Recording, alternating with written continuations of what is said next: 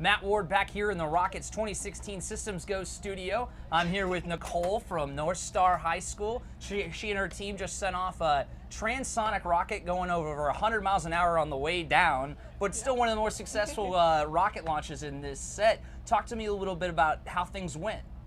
So, construction went fairly smoothly, although today we had some problems with our altimeter because it's not as common, and so we had to figure out a problem with the voltage because even off, it was still reading as 9 volts. Ah, so you still had to adjust that before you got on the launch pad. Right. Talk to me about the emotions when you see your rocket there and you're just sitting there waiting for it to go off.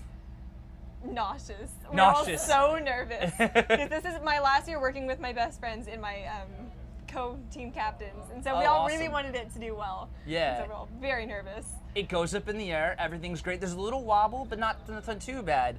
Then it starts to turn around. Talk to me what we're feeling and what kind of happened on the way down. So we really just wanted to see where it went because we knew it'd be entertaining to watch on the way down, knowing how fast it would hit the ground. Right. So we wanted to see it hit the ground, but it was cool because we had our computer, which live transmitted all the data. So we knew when it hit apogee, how fast it was coming down at, what the altitude was. So even though we couldn't see it, we were still in the loop. Yeah. So a real successful thing with, what, 100 mile an hour on the way down? Yes. Did it put a dent in the ground? Do we know yet? I guess you haven't gotten it back yet. Yes. So talk to me about the process from Let's hear it for our all the way launch pad through. crews What that come steps, in for how long lunch. did it take you? What steps did y'all kind of go through to get it to today? Well, I think we started construction in, March? Yeah, in March. Okay. And we've been working every day after school, staying back from PE to work on it. During our study halls, we were outside in the mosquito-bitten backyard working on our rocket in the 90-degree barn.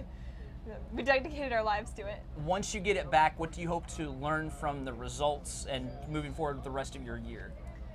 We really want to see how to make it more efficient for next year, since I still have one more year to do it. We want to see how we can one-up this year. Okay, maybe make it fly straighter, not come down quite as fast.